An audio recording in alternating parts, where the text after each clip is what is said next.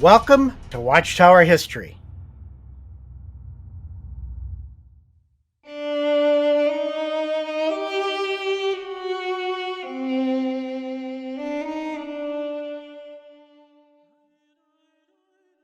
Well, we just got done with our How Did Jehovah's Witnesses Stand Firm to Nazi Assault?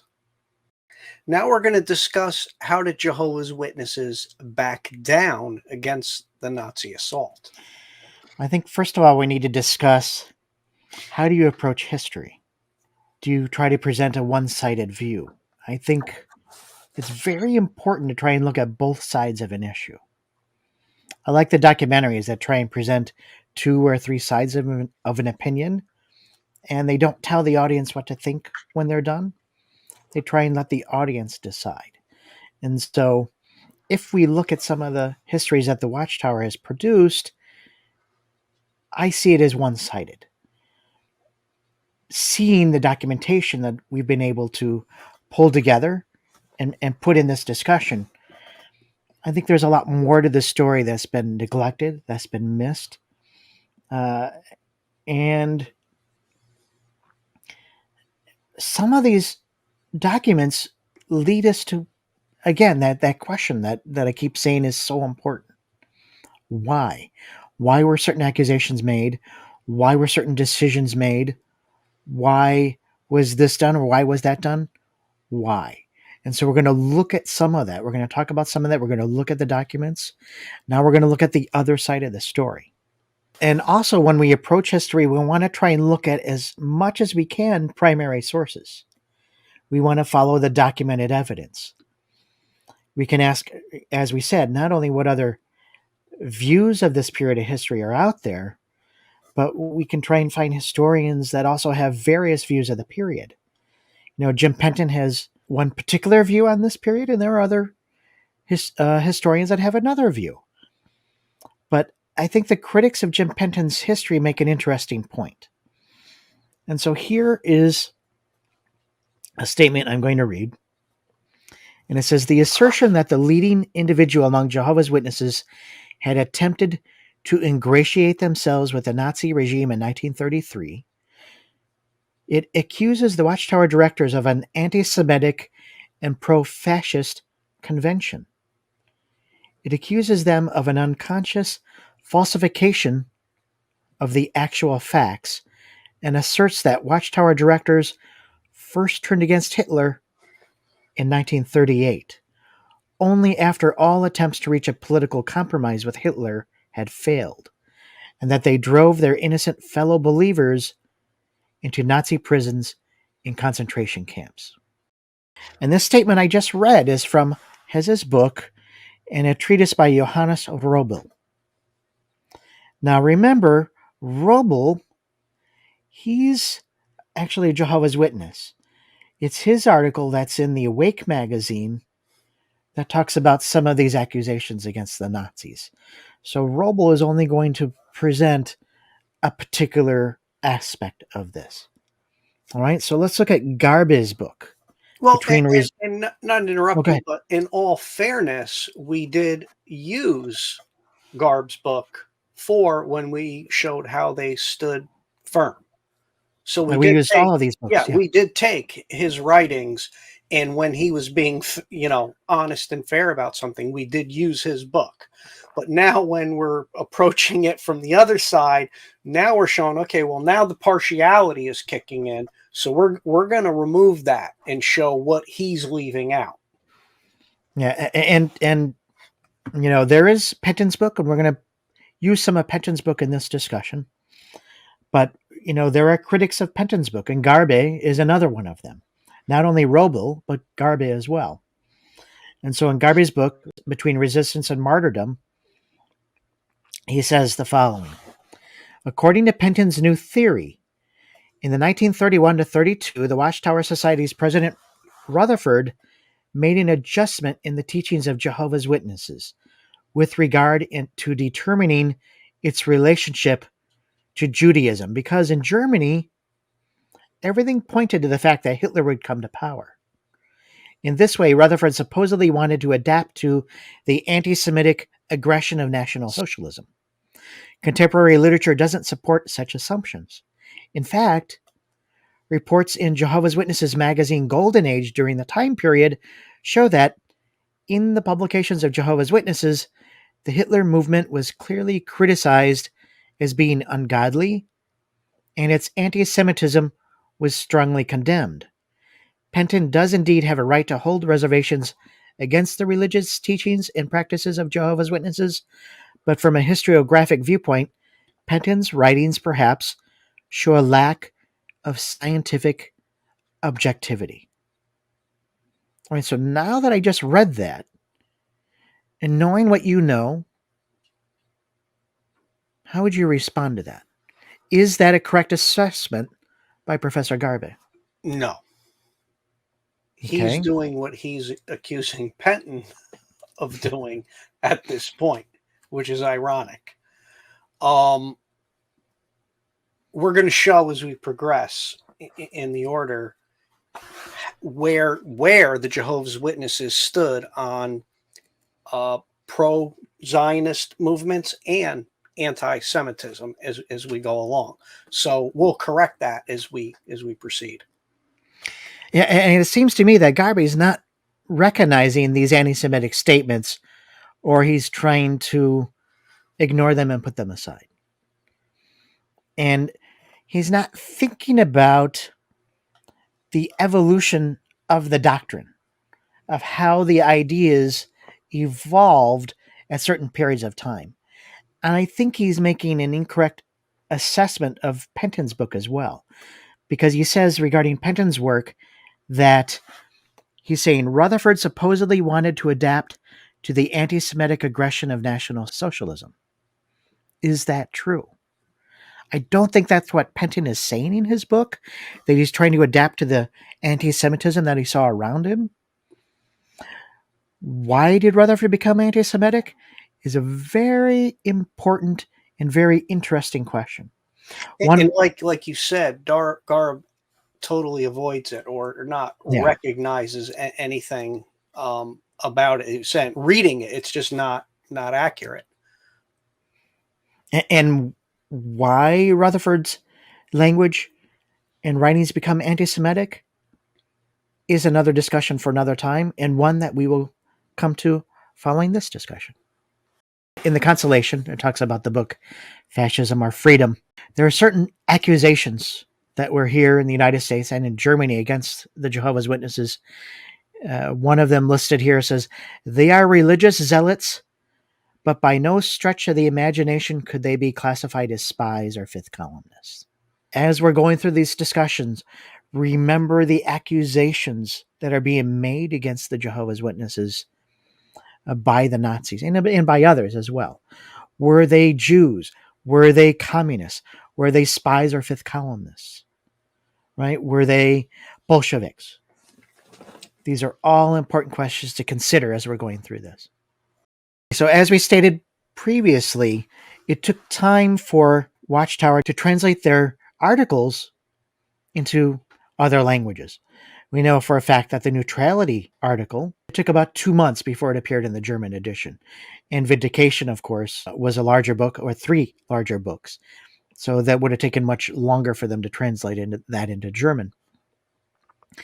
Now, remember what the stance was before Vindication. Rutherford had written a book called Comfort for the Jews. Russell was also a strong Zionist. So and millions now living after Comfort for the Jews was still pro-Jewish. Yeah, and we've seen some of that in our other discussions where they're starting this replacement theology and saying, well, it's not the Jews, it's us. We're that new nation. That 1925 article is critical to see how Rutherford's taking all of these prophecies from the Old Testament, especially the vindictive ones, and saying, no, that's all about us. We're the ones doing this. This is all about us. We're the chosen ones. And since he was taking the lead of the organization, he was the chosen one. These were all his ideas. And where did his ideas come from?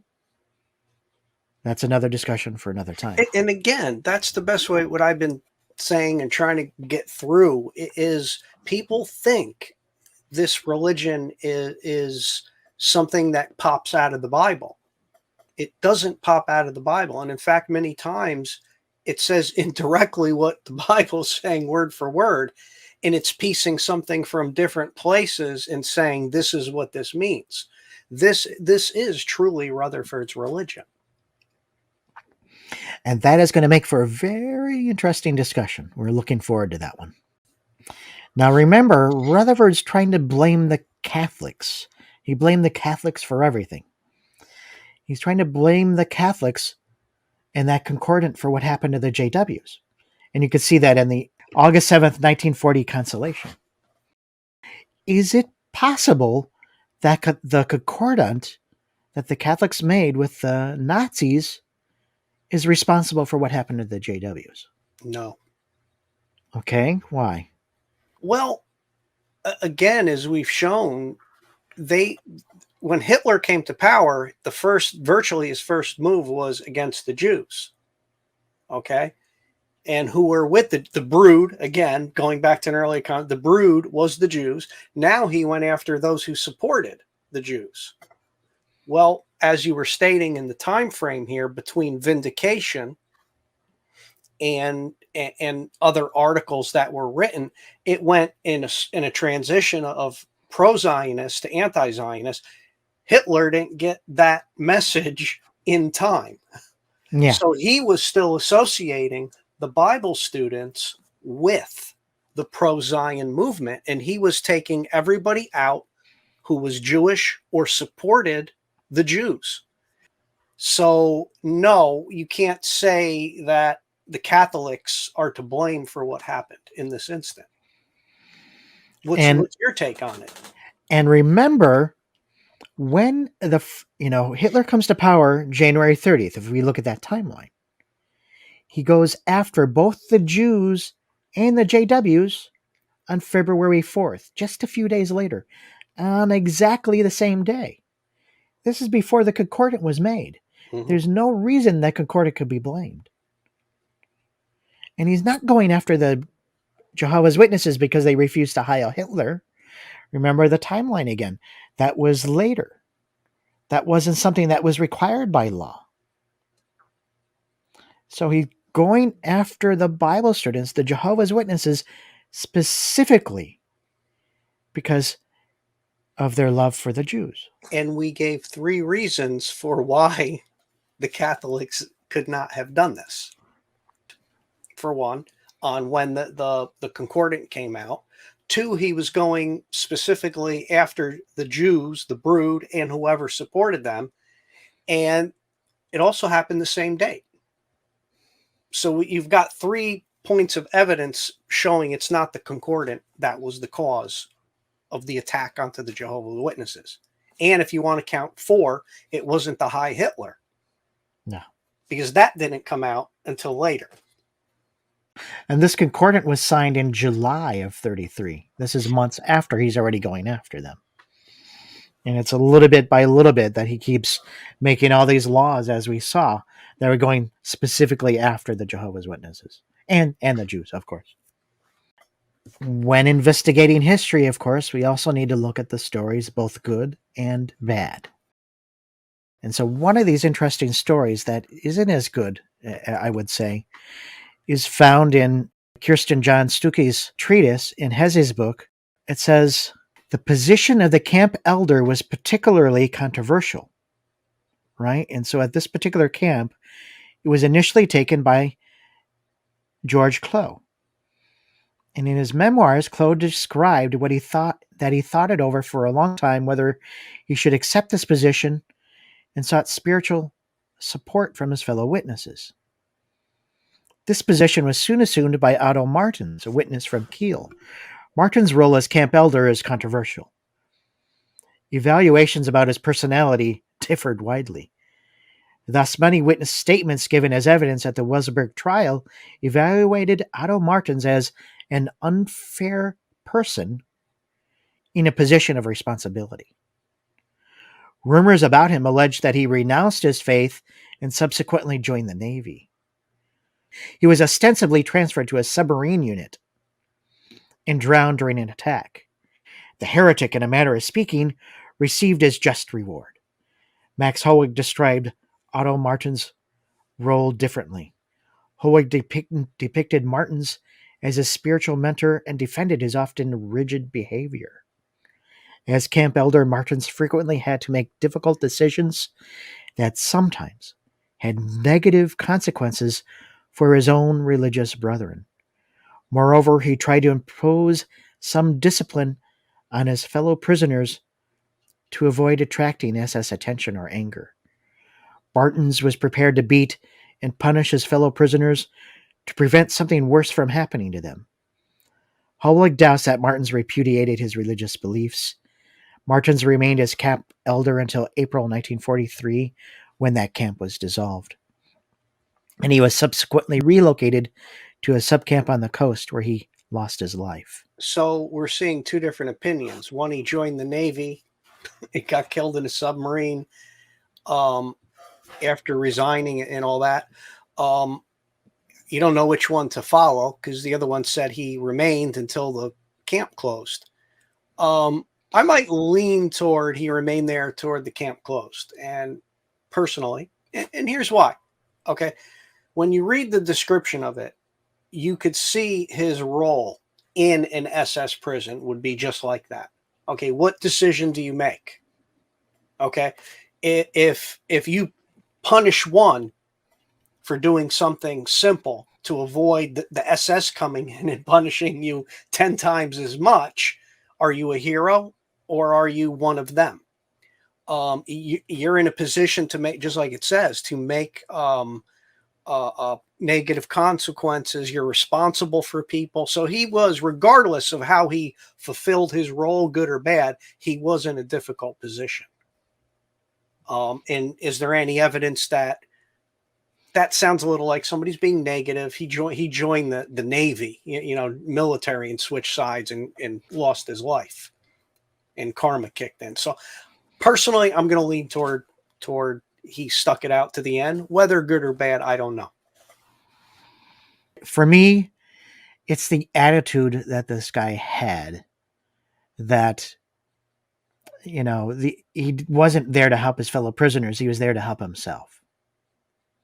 That's what stuck out to me. But did he? Which one's true? Yeah. I think he just stuck it out for himself. That's my personal opinion. I think that, as much as Watchtower tries to focus on the good stories, there are these kind of stories that are just generally missed. They're generally neglected. And so I think in this case, I think it's pretty highly accurate that, a lot of those who were under him as an elder in the concentration camp actually suffered because of him. I just not a story of faith for me. Okay, we differ a little on this one, which is good. That's good. I see more difficulties of the flock today under the elders outside the SS camp today than I do in there. At least they were in a situation of real terror and real consequences of what was to happen. So, all right, that's good. The reader, the viewer can decide. The viewer has heard both opinions. They can look at the evidence. They can look at the documentation here of what's stated and decide for themselves. We don't know. Yeah. So it has his book, Anti-Semitic, talks about this declaration of faith. And as we said in the previous discussion, there are those who were given a declaration and they could decide, to renounce their faith to get out of the camp. And, there are those who pretended to be Jehovah's Witnesses so that they could get out of the camp, or they tried to. And there are actually Jehovah's Witnesses who signed the declaration to get out as well. And so some of those examples are given here.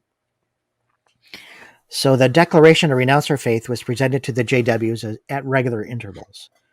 The Dutch Jan Steinfurt, incarcerated at Sachsenhausen from 1942 to 45, was summoned once a month to the political department to demand his signature. Another Dutch witness who signed the declaration recounted that he was released immediately. The prisoners' wives and children were ordered to come to the camp to induce the prisoners to sign, since the presence of families increased the psychological pressure on the prisoners. Presumably, most of the 34 prisoners released in 38 and 39 signed this declaration. Prisoners who returned to their barrack after signing the declaration renouncing their faith were under great stress, since they were excluded from the group. Now they're going to be ostracized, right?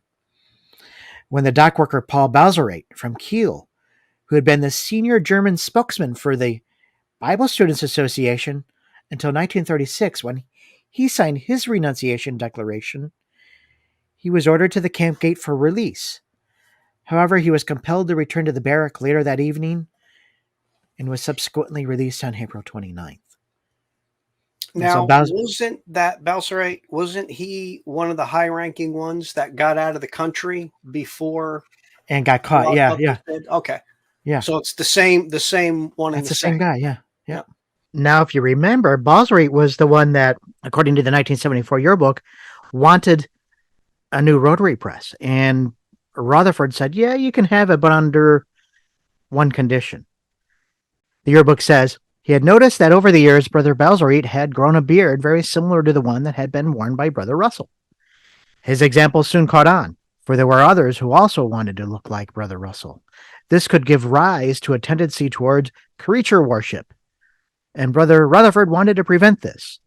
So during his next visit, within hearing of all the Bible House family, he told Brother Balsarate that he could buy the rotary press, but only on the condition that he shave off his beard. Brother Balsarate sadly agreed and afterward went to the barber. During the next few days, there were several cases of mistaken identity and some funny situations because of the stranger, who was sometimes not recognized by his fellow workers. And here he signed the paper, now waiting. Yeah. And so he, when the witnesses found out that he signed the declaration, he was ostracized. They didn't take kindly to those who signed that declaration. So even then there was a harsh disfellowshipping. In the camps. Yeah. In the camp. Literally in the camps. Yeah. I would say you're right. Yeah. It's not like you've got enough going on. I can understand. You're under a severe emotional pressure, psychological pressure, torture. Yeah. Let's not welcome them back. Let's make it even worse. Yeah. So now they probably, in a lot of these cases, and we'll see some more later on, they refuse to offer them food. They refuse to help them like they were doing all the other prisoners. They literally ostracize them and push them away. And we'll see some other terrible stories very similar to this coming soon. Well, it's like our disfellowshipping conversation where we noted the Watchtower made a comment of, if your brother who's disfellowshipped or if someone is disfellowshipped is a better word, had a flat tire, would you not help them? Okay, you got to be told that. Yeah. And here we are in here.